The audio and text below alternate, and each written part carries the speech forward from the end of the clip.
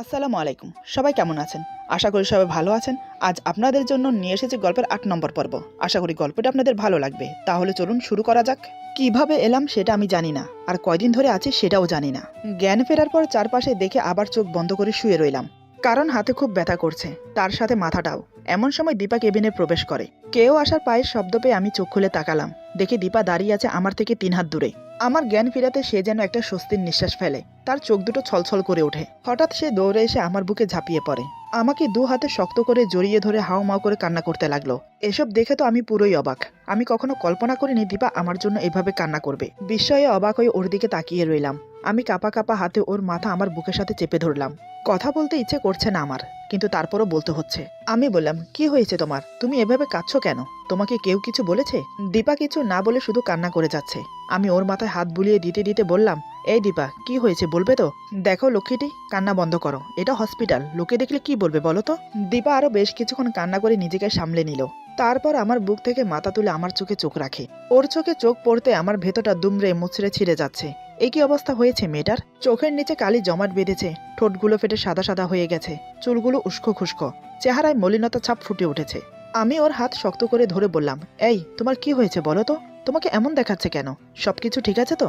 আমার কথা শুনে ওর খুব রাগ হচ্ছে। দীপা কিছু না বলে আমার হাত থেকে নিজের হাত ছাড়িয়ে নেয়। ওর মুখে রাগের ছাপ দেখে আমি কিছুটা অবাক হই। হঠাৎ ও রেগে গেল কেন সেটাই বুঝতে পারছি না। আমি কিছু বলতে যাব, তার আগেই দীপা উঠে চলে যাচ্ছিল। আমি তৎক্ষণাৎ ওর হাত ধরে ফেলি। দীপা আমার দিকে না তাকিয়ে বলে, আমার হাত ছাড়ুন। আমি বললাম, আরে রাগ করছো কেন? আমি আবার কি করলাম? দীপা আচমকা আমার দিকে তাকিয়ে বলে, কেন এমন করেন বলুন তো? কেন আমাকে এত কষ্ট দেন? আমাকে কষ্ট দিয়ে বুঝে আপনি সুখ পান? আজকে যদি আপনার কিছু হয়ে যেত তাহলে কি হতো বলুন তো? আমার কি হতো একবার ভেবে দেখেছেন? দীপার কথায় আমি কিছুটা অবাক হয়ে বললাম, কেন? আমাকে নিয়ে তোমার এত ভাবনা কেন? আমার কিছু হলে তো আখেরে তোমারই লাভ হতো। তুমি না আমার কাছ থেকে মুক্তি চেয়েছিলে? আমি মরলে তো তুমি মুক্তি পেয়ে যেতে। আমার কথা শেষ হতেই তৎক্ষণাৎ দীপা আমার গলার কাছে জামা খামচে ধরে। মুখের উপর ঝুঁকে চোখ বড় বড় করে চোখে চোখ রেখে বলে, আমার এমন মুক্তি চাই না যে মুক্তিতে আপনার জীবন ঝুঁকিতে পড়বে।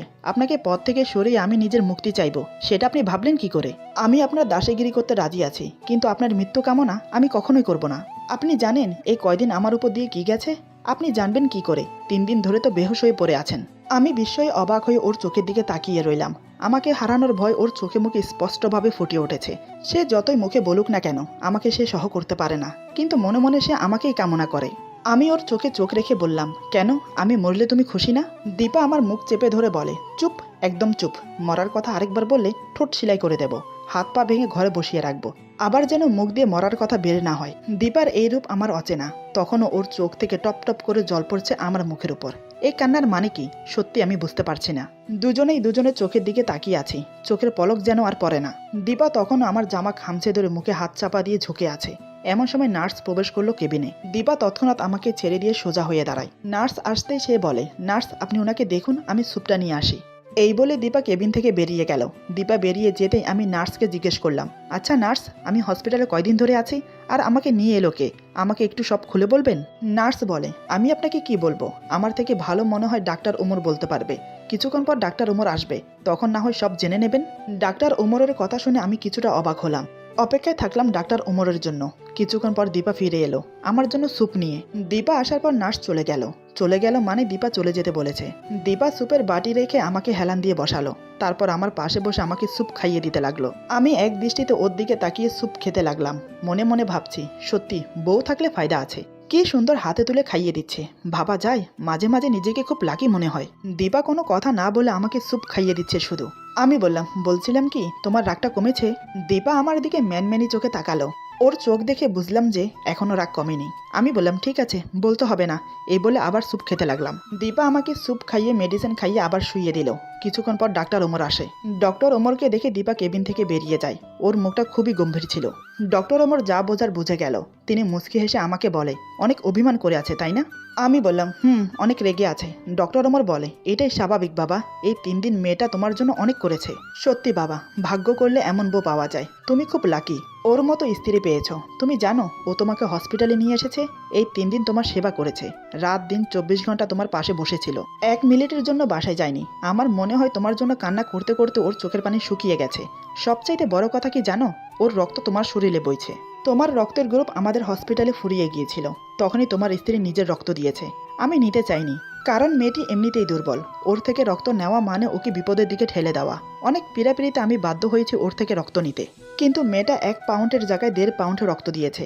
ওর শরীর থেকে বড় জোর 1 পাউন্ড রক্ত নেওয়া সম্ভব ছিল, কিন্তু মেয়েটি আমি না থাকার অবস্থায় ফায়দা তুলেছে। আমার কথার অবাধ্য হয়ে আরও 1 পাউন্ড রক্ত দেওয়ার চেষ্টা করেছিল। ভাগ্যিস আমি ঠিক সময় এসে পড়েছিলাম, না হলে কি যে হতো সেটা ভেবেই আমার কেমন জানি লাগে। সত্যি বাবা, মেয়েটা তোমাকে অনেক ভালোবাসে। কথাগুলো বলতে বলতে ডাক্তার আমাকে চেক আপ করে নিল। ডক্টর ওমর আবার বলে, তুমি এখন অনেকটাই সুস্থ, চাইলে বাসায় যেতে পারো। ডক্টরের কথা শুনতে শুনতে আমি হাঁ হয়ে গেছি। কি বলছে এসব ডাক্তার? মেয়েটা আমার জন্য এত কিছু করে ফেললো, কিন্তু কেন? আমি তোকে প্রতিনিয়ত কষ্ট ছাড়া আর কিছুই দেইনি, তাহলে ও কেন আমার জন্য এত কিছু করলো? তবে কি ডাক্তারের কথাই সত্যি দীপা আমাকে ভালোবাসে? আজ আমি ওর চোখে আমাকে হারানোর ভয় দেখেছি, তাহলে কি ওই চোখে আমার জন্য ভালোবাসা আছে যেটা আমি দেখতে পারছি না? ডাক্তার কথাগুলো বলে চলে গেল। দীপার সাথেও কথা হয়েছে ডাক্তারের। এদিকে আমি ভাবনায় ডুবে আছি দীপাকে নিয়ে। ডাক্তারের সাথে কথা বলে দীপা কেবিনে এলো। সে এসে আমাকে বলে, আপনাকে আজ বাসায় নিয়ে যেতে পারবো, ডাক্তার বলেছে। আপনাকেও নিশ্চয়ই বলেছে? দীপা কি বলছে সেদিকে আমার কোনো খেয়াল নেই। আমি আমার মতো করে ভেবে চলেছি। কয়েকবার বলেও যখন সাড়া পেল না দীপা, তখন সে আমার হাত ধরে বলে, কি হলো? আমি কি বলছি শুনতে পাচ্ছেন না? সেই কখন থেকে বলে যাচ্ছি, আর আপনি কিনা ভাবনায় ডুবে আছেন। আচ্ছা, কি এত ভাবছেন শুনি? ওর কথায় আমার ভাবনায় ছেদ পড়লো। আমি বললাম, হ্যাঁ কিছু বলছিলে? দীপা বলে, বলছিলাম যে আজ বাসায় যেতে পারবেন, ডাক্তার তাই বলল। আমি বললাম, ঠিক আছে চলো বাসায়। দীপা বলে, আপনার শরীর এখন কেমন আছে? পায়ে চলে হসপিটালের বাহির পর্যন্ত যেতে পারবেন তো? সেখানে গেলে গাড়ি পেয়ে যাব। আমি বললাম, হ্যাঁ পারবো, কোনো সমস্যা হবে না। তারপর হসপিটাল থেকে দীপা আমাকে বাসায় নিয়ে আসে। বাসায় এসে আরেক কাণ্ড, পুরো ঘর দুয়ার নোংরা হয়ে আছে। দুর্গন্ধ ছড়িয়ে আছে পুরো ঘর জুড়ে। দুর্গন্ধটা আসলে রক্তের, কারণ এই কয়দিন ঘর দুয়ার পরিষ্কার করা হয়নি। কাজের মাসি এসে পরিষ্কার করবে তারও কোনো উপায় নেই, কারণ ঘর তালা মারা ছিল। একে তো আমার শরীর অসুস্থ, তার উপর এরকম দুর্গন্ধ, কেমন যেন অস্বস্তি লাগছিল। দীপা আমার অবস্থা বুঝতে পেরে তৎক্ষণাৎ আমাকে নিয়ে বাইরে চলে আসে। আমি বাইরে এসে জোরে জোরে নিঃশ্বাস নিতে থাকি। আমার অবস্থা খারাপ দেখে দীপা বলে, আপনি ঠিক আছেন তো? আমি বললাম, আমি ঠিক আছি। দীপা বলে, আপনি কিছুক্ষণ এখানে বসুন, আমি রুমটা পরিষ্কার করি আগে, তারপর আপনাকে ভেতরে নিয়ে যাব। আমি বললাম, তোমার কিছু করতে হবে না, আমি কাজের মাসিকে ফোন দিচ্ছি, উনি এসে না হয় পরিষ্কার করে দেবে। দীপা বলে, উনি আসতে আসতে অনেক সময়, ততক্ষণ পর্যন্ত আপনি বসে থাকতে পারবেন না, এমনি তো আপনি অসুস্থ, আমি পারবো, আপনি বসুন। এই বলে দীপা আমাকে বসিয়ে রেখে ভেতরে চলে গেল। তারপর প্রায় অনেকক্ষণ সময় লাগিয়ে ঘরদুয়ার পরিষ্কার করলো। পুরো ঘরে সুগন্ধি ছড়িয়ে আমাকে রুমে নিয়ে গেল। দীপা বলে, গোসল করে নিলে ভালো হতো মনে হয়, গোসল করবেন আপনি? আমি বললাম, এই হাত নিয়ে কিভাবে গোসল করব? দীপা বলে, চলুন আপনি, আমি করিয়ে দিচ্ছি। আমি বললাম, তুমি করিয়ে দেবে? দীপা বলে, কেন, এর আগে কি করিয়ে দিইনি? আমি বললাম, হ্যাঁ দিয়েছিলে তো। দীপা বলে, তাহলে? আমি বললাম, না তেমন কিছু না, একটা প্রশ্ন করব? দীপা বলে, এখন কোনো প্রশ্ন না, চুপচাপ ওয়াশরুমে যান, আমি আসছি। আমি আর কিছু বললাম না, সোজা ওয়াশরুমে চলে গেলাম। কিছুক্ষণ পর দীপা এসে আমাকে গোসল করিয়ে দিল। এই মেয়েটা আমাকে নিয়ে কত ভাবছে, নিজের শরীরের কি অবস্থা হয়েছে সেদিকে কোনো খেয়ালই রাখছে না। তারপরও আমি ওকে মুখ ফুটে কিছু বলতে পারছি না। আমার প্রতি ওর দায়িত্ব দেখে মনে মনে আমি খুব আনন্দিত, অন্যরকম একটা গর্ববোধ ফিল করছি, যেন আমি ওকে বিয়ে করে কোনো ভুল করিনি। এদিকে দীপা আমাকে গোসল করিয়ে টাওয়াল পরে নিতে বলল। এটা শুনে আমি অবাক হয়ে ওর দিকে তাকিয়ে আছি, কারণ আমার এক হাত ব্যান্ডেজ করা, টাওয়াল পরবো কিভাবে? আমাকে ওর দিকে তাকিয়ে থাকতে দেখে দীপা বলে, কি হলো, অমন করে তাকিয়ে কি দেখছেন, টাওয়ালটা পরে নিন। আমি বললাম, আমি পড়তে পারছি না দেখেই তোমার দিকে তাকিয়ে আছি। এই কথা শুনে দীপা আমার হাতের দিকে তাকিয়ে বলে, ও আমি তো ভুলেই গিয়েছিলাম। এই বলে সে আমাকে টাওয়াল পরিয়ে দেয়, তারপর আমাকে রুমে এনে কাপড় পরিয়ে শুইয়ে দিল।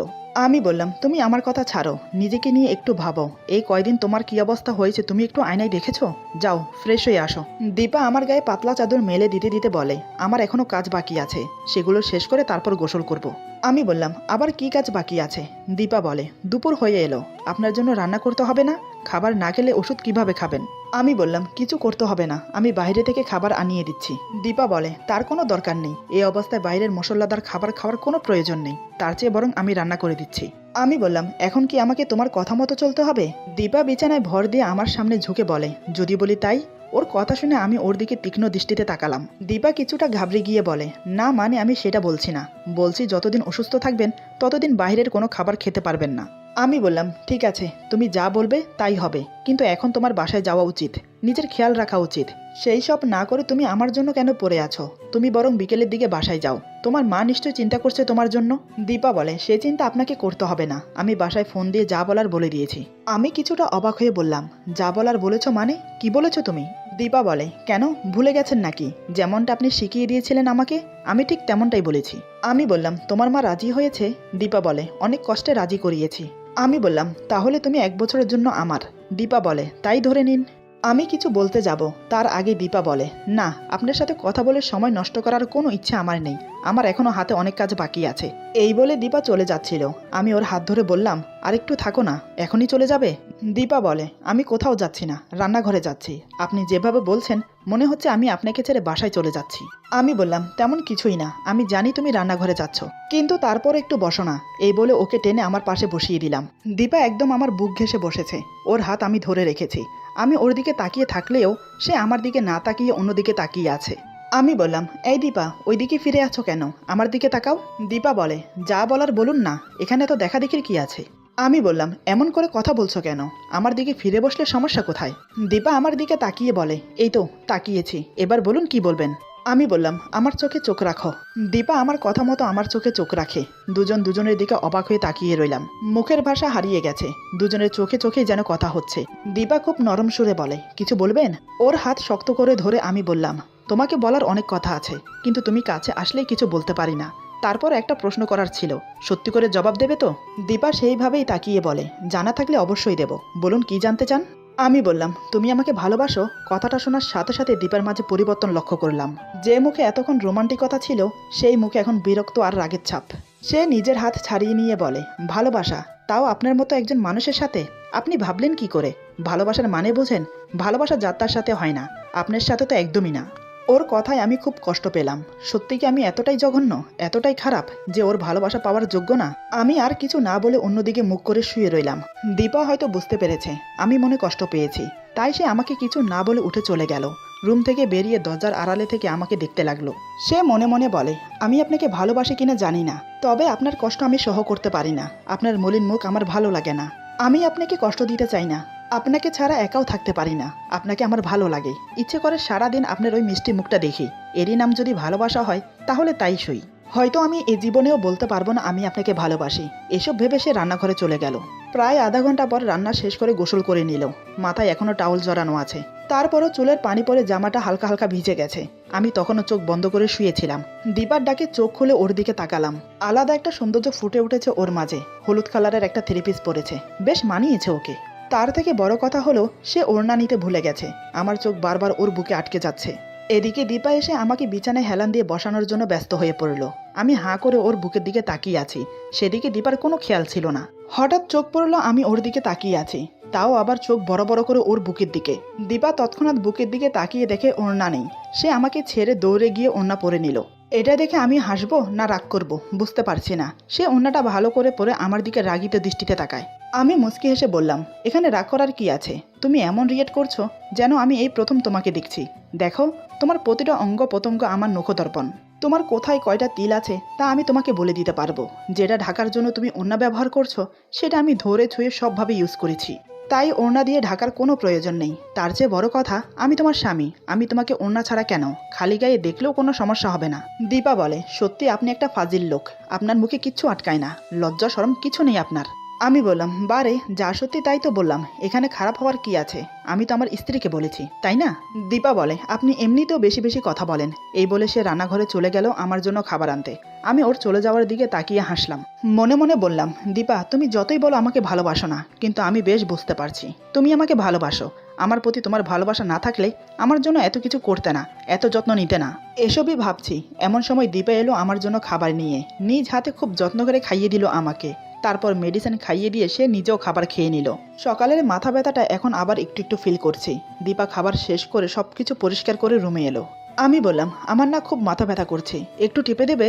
দীপা কিছু না বলে আমাকে শুইয়ে দিয়ে আমার মাথা টিপতে লাগলো। আমি চোখ বন্ধ করে রইলাম। একসময় আমি ঘুমিয়ে পড়লাম।